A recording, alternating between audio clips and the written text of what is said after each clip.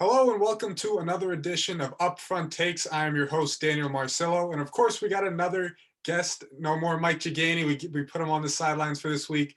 As advertised, Alex Schweitzer has joined us, another former club baseball member. Schweitz, how are things going? I know you had a couple finals to deal with this week. How did those go for you? I'm doing well. I appreciate you having me on. Mike Jagani is a tough act to follow, but I'm just happy to be here.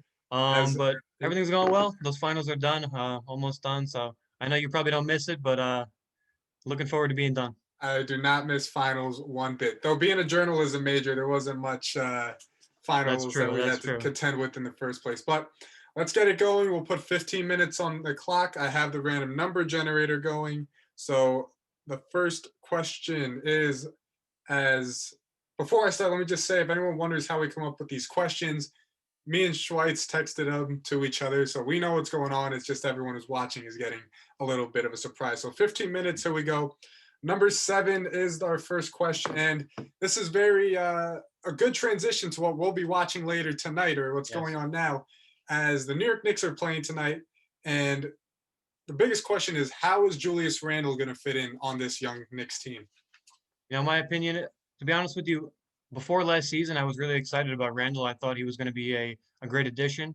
I was one of those Knicks fans that said, "Oh, he's gonna be what he was in LA when he was in New Orleans." But to be honest with you, he was really he was an embarrassment. I think the big issue was that he was trying to be more of a point forward, and I think that was sort of like a symptom of the Knicks' lack of a point guard. He was too many isolations. Yeah, he wasn't doing what he did best. And I think with Thibodeau there, he's gonna take more of that. Okay, I'm gonna post up. I'm gonna take more shots Yeah. around the rim. I'm not gonna be dribbling. Because we're gonna have a coach that's gonna prioritize having that playmaker. So I think we're looking better for him. Yeah, I really thought he was going to be moved before the season started, but I think a lot of the things that did hurt him trying to be a point forward, that's what Fizdale had sort of pushed him to try to become a point forward, where he's got ability to do that. He's quick, but it's not necessarily the best way to utilize him. We saw him, he's at his best when he's working in that 12 to 15 feet range, when he's got a smaller guy or a less muscular guy on him, posting him up, backing him down. And I think it's going to be very interesting because the starting lineup as of Friday for this first preseason game has him starting. And of course, No Knicks fans want to surprise. see Obi start. They want to see maybe Mitchell Robinson in the starting lineup as well. Maybe go a little big if they want to try Kevin Knox there as the 4. But I think for the moment, Randall's going to just have to be on the floor a lot more often, just because you want RJ to get sort of his shots up and have there be another competent scorer at least on the floor. Same thing for Obi. I would like to see what him and Obi play like together on the floor at the same time. Yeah, I was disappointed though seeing tonight's lineup. I was kind of hoping to see quickly start, maybe Obi, get the young guys going. Obviously, Mitch is not going to start over Noel probably during the season. They're probably going to have, but I was really hoping to see those guys get to start tonight. But it's no surprise, the Knicks are playing their best players. So Yeah, and that's sort of how Thibodeau is too. So we know he yeah, likes to play the veterans too. So let's move on to another one here as we jump to the next one. Number 8. Another interesting question is, which Nick, really the young Knicks, have a more successful season? Kevin Knox, Dennis Smith Jr., or Frank Ntilikina? For me, um, I have a lot of high hope in Dennis Smith Jr. Not saying the other two are going to fail, but there's so much potential there. He's sort of been he was lying in the weeds there in Dallas once Luka came on, and then he couldn't really find his place due to the injuries and dealing with stuff with his family. But I think now he's with a new coach, and especially seeing what he did with Derrick Rose in Chicago, I would hmm be very intrigued to hmm see what Smith Jr. is going to do this year. yeah, I completely agree with that. I think that Thibodeau is sort of known as a point guard whisperer. He was in Boston when Rondo was first getting started. Rondo has said multiple times that Thibodeau was a big part of his growth. Like you said, Derrick Rose, and we've seen flashes. We've seen the athleticism with Dennis Smith. We've seen his ability to get to the basket. I think that he probably is the most talented player of the three. I mean, I don't want to say I've lost all hope in Knox, but I mean, I don't like what I've seen from him at all. I don't think we've seen many flashes from him or Ntilikina. Ntilikina's good defender. I think he'll do what he does best. Mhm. but I think Dennis Smith is probably the most exciting player out of those three. Yeah, it's so tough to, especially with Knox too, because he's so young too. But how long do we give him? Till we finally say this is it. He's been in the league for 2 years now, and you want to see at least him turn the corner a little bit here Some this growth, season, some kind of some growth. type of growth. Yeah. So move on to another question. Number one. This one's really a quick hitter. Is DJ LeMahieu signed by New Year's Day? And if you want to up the ante a little bit, you can even say what team you think he'll be with, but that's another question we may get into later. But do you think he's going to be signed by New Year's? I do. I think he will be signed by New Year's. I think it'll be the New York Yankees. I think it's clear that he is their number one priority. He wants to be a Yankee, and the Yankees want him to be a Yankee. The only issue is that fifth year. I think he's going to get it. It's DJ LeMahieu, the way he's played. Yeah. I think the Yankees are just being sort of stubborn about it right now. But I know, the past couple of years, those big name free agents, it takes a long time for them to sign. I don't think LeMahieu was like a Garrett Cole. He's not really fielding offers from Right. other teams. He's not like a Machado who signed in February or Harper in March. I think he's the kind of guy that he just wants to get the contract over with. He's about the baseball. He's not about all these all the other stuff. So I think it'll get done very soon. Yeah, LeMahieu was such a big key for the Yankees, and I will agree. I think he's going to be signed by New Year's Day, and I think he will be a New York Yankee. As much as I'd love to see him in a different New York jersey, um, what his ability to combine the power and contact ability in a lineup that has so much power and so much swing and miss, it's something that definitely is needed to balance themselves out. And sort of alluding to another thing is why Michael Brantley may seem like such an enticing person to bring in, because he's a left-handed version of what LeMahieu can bring, especially knowing that that right field porch is very friendly to the Exactly. guys who bat from the left side. Absolutely. Absolutely. You need a guy like that. And the Yankees, I think over the past few years, that's been clear. There's way too many guys who just home run or bust, the three true outcome guys. Even Hicks has sort of become that. So I think that LeMahieu will happen. And if not LeMahieu, then they better go after Brantley. They better. Yeah, I definitely agree with that. So let's move on to another one. Number three here is out of the six teams who won their divisions in this 2020 season, how many of those teams are repeating in 2021? Okay. So this is a tough one for me because I think we're not really sure yet because we haven't seen how free agency's played out. Going division by division, the Rays. I mean, I know I'm gonna sound like Mr. Yankee boy here, but I think the Yankees do have a better team than the Rays do. I think over the course of a 162 game season, they would have overtaken them. The Yankees were trending in the right direction. They got guys healthy. Um, the AL Central, I think there's no shot that the Twins win it. I think the White Sox they're coming for the whole AL throats. Even with that, the questionable signing of Tony La Russa, I think that was overblown. They have a great Mhm. lineup. I think they're gonna win the Central. Going into the West, I think the West is wide open. The Angels, I think the Angels have a good shot at winning it, depending on if they do make those big signings. They have to add a Bauer type guy to the rotation. They're missing a lot in that bullpen, but I think the Angels will win that division.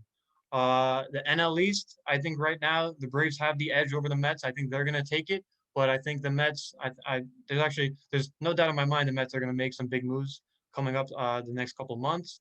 So that's gonna be close, but I'm gonna give it to the Braves. The Cubs are going to win the NL Central. I do believe that they're going to hang on to it. And the Dodgers, I mean, the best team in baseball. They just added Corey Knebel. They got better, really. And I Yeah. think even though the Padres are trending in the right direction, of course, they're going to win the NL West. The only team I believe in is really the Los Angeles Dodgers. To me, I think the Padres are trending upwards, but just think there's just too much talent for them to lose out. And then with the White Sox, I am a little more scared, and I think that the White Sox and Tony La Russa is something that's not going to end well, especially with the history of La Russa, and when you Yeah. have some of the personalities that you have. They're that new generation of personalities of hmm Tim Jimenez, Anderson, guys like that. Tim Anderson, guys like that who very vibrant, very energetic guys, play with their own little bit of swagger. That when La Russa was managing in his younger years, that was really not how the game was played. And in terms of other divisions, I think there's so much parity in those divisions in such a 60-game season. It wasn't really sure. Like you said, the Yankees had a chance to overtake the Rays if it was a full season. I think the Mets would have been in a similar situation, not to overtake the Braves, but at least make it a little more competitive. I mean, we've seen the last couple of seasons, they play better in the second half. So, not saying they would have overtaken, but we're going to see a lot of teams, just like the A's and the Astros. The Astros might have overtaken the A's in a different circumstance. So, that's what I think about. There's only one team for me repeating, and it's the defending champs, Los Angeles Dodgers. So, with about 5.5 minutes left here, let's move on to another one. And this is a very interesting strategical topic. Should the closer role be eliminated in 2021 or just the future? And this is why I brought this up or wrote it down, is that you look at the postseason, right? We saw Kenley Jansen get burned a couple times in the postseason, and then we saw Julio Urias pitch the last couple of innings in the World Series. And if you're a team, I'm going to use the Mets as an example here. You're going to potentially have Edwin Diaz, you have Seth Lugo, and you have Trevor May, right? Those are three guys I think any team would be happy with getting the final 3 outs of a game.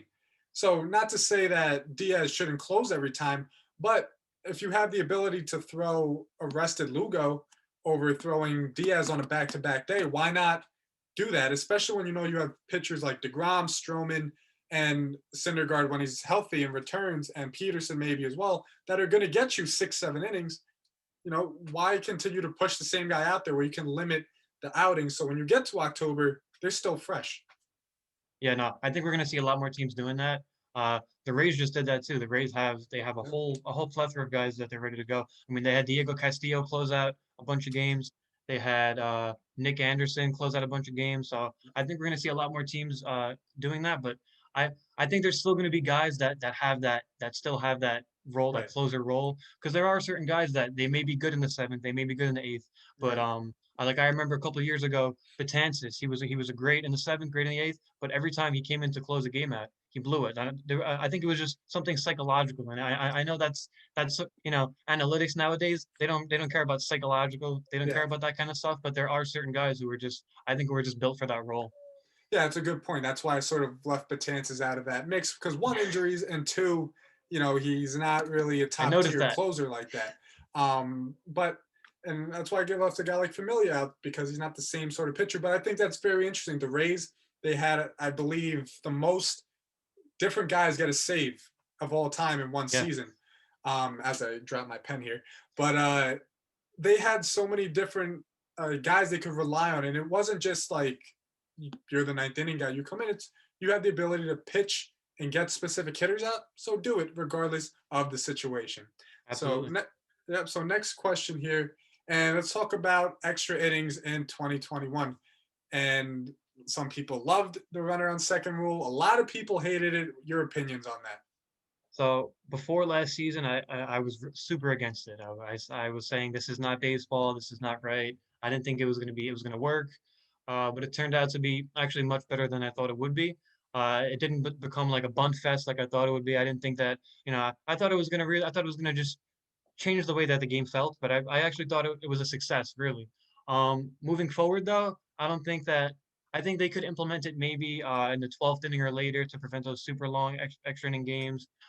Maybe something. I know we were speaking about this earlier. You Yeah. mentioned something about if there's one pitcher left, something like that. I think that there has to be some sort of caveat to it. But I think Rob Manfred, he seems to be obsessed with this, like the game time, like the Yeah. final time of the game. He doesn't want those 6 hour games, 18 inning games that are gonna skew that time of that average game time. So I think Right. Right. we'll definitely see some sort of adaptation of it next year. Yeah, that's a very good point. Of Manfred sort of cares more about the getting money, the generating revenue out of it. But yeah, as you made out the point that I think the runner on second rule should only be used once one team is down to the last reliever in their bullpen. Not saying not this is not including starting pitchers. It's strictly Hmm. guys who they write down as relievers on the day of. Once they have one guy left, because at that point, then you sort of run into the necessity where you need the game to end. But it also allows pitchers to have the importance of going deep in the game. And when you have a pitcher that goes 5 innings, well, now if you're down to your last pitcher in the 11th inning, now you're giving the other team the advantage to score and take care of that advantage. Now, if you have a guy that goes 8 innings, well, you might not see the runner on second till the 16th. So I think there's a lot of variables to work with in that situation. But as we are running low on time, let's move on to one final question. And we are looking at number 13 on our list. And big trade, obviously, that happened about a week and a half ago. Russell Westbrook for John Wall, swapping teams basically, including a pick. Whose team is going to win more games this season? Is it going to be Westbrook's Wizards, or is it going to be Wall's Rockets? I think that depends because I think the Rockets clearly want a huge return for James Harden. They were talking to the Nets, and the Nets had made it clear that they're not willing to give up Durant. So I think that if James Harden does stay, and you have John Wall, James Harden, and Boogie Cousins, I know John Wall and Cousins coming off the serious injuries. They haven't really played in meaningful games since 2018. But I think that's a contending team if they have Harden. But if not, I'm going to give it to Westbrook and the Wizards. I think John Wall and Boogie Cousins alone. I mean, if this was 2016, that's Yeah. that's a contending team. But I don't think that those two alone are going to be able to do much there in Houston. Yeah, I agree with you there that I think the Westbrook Wizards are going to win more games. I think it's a very humbling experience for Westbrook, who not too long ago, this guy was an MVP triple double guy. And now he goes to Houston, and sort of during the end of his run in Oklahoma City, guys in the media are sort of portraying him as a guy you can't win championships with, that he has to be the guy with the ball in his hands. He's more of a cancer on offense than anything. But I think him and Bradley Beal is something that is going to work out very well because now Wall's not as ball dominant as Westbrook, but Beal's had experience playing with a guy like that. And not Mhm. only that, I think as an overall scorer, not as a player, I think Bradley Beal's a better scorer than Paul George. And he's not as good as a scorer as Kevin Durant. But I think the maturity factor for where Westbrook is at this point of his career, I think it's something that's going to be very beneficial for the Wizards, who I think in a weak Eastern Conference give themselves a good chance to make the playoffs with them as the 1 and 2. I could see it, and I think he's going to be a great mentor, great leader for those young guys that they're bringing on. I think that there's a lot to be excited about there in Washington. I think Westbrook does get a bad rep a little bit, and I agree with you. I think he has matured a lot. Last year, we saw it was one of his most efficient seasons. He didn't turn the ball over as much. So, I mean, he's still Russell Westbrook. He's still going to get his shots. He's still gonna turn the ball over a ton. But Right. I think, like you said, the East is very weak. And unless James Harden does get traded to the Bucks or to the Heat, I think that it's pretty even. I could see the Wizards sneaking in at a 7 or 8 spot. Yeah, no doubt. So now that we're done with these questions, no more for today. Great job in the podcast, or YouTube podcast, if you want to call it. Since you didn't want 15 seconds of promotion, you have nothing to promote. I'll ask you a question. Obviously, we're former club baseball teammates. A lot of COVID stuff going on. What is your prediction? You guys, are you going to get in a season? You guys think you're going to play and maybe get to the championship like we hoped last year? What do you think your prediction is going So to be as for of what right now, happens? I mean, the is a go. The NCBA has come out and said that as of right now, there's going to be a season coming up next year. I think worst case scenario, like we're just hopeful that at least we can get some games in against local schools, maybe Hofstra, maybe Adelphi. But the team's great. I mean, we miss the other guys, but even this I season, miss you guys too. with COVID, we had a solid group of guys that came out all the time. We wore our masks, we kept our distance, we obeyed all the rules.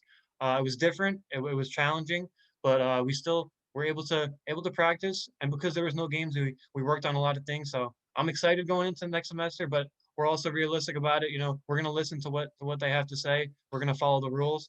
But as of right now, we're gonna be, we're working toward having that season, and we're gonna expect to play. And if not, then we'll adjust from there. But really hopeful, man.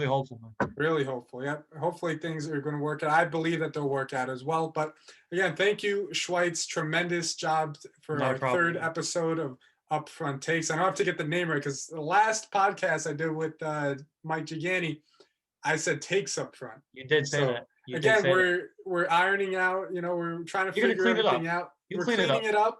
it up, but at least we're gonna keep getting better there on in the future.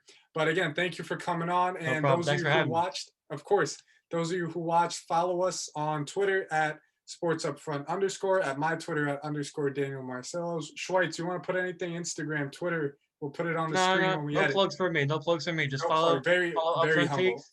Who's coming on next week? That's my only question for you. Well, we have a couple people in mind. Maybe we'll reach out to Debo. Maybe we'll see.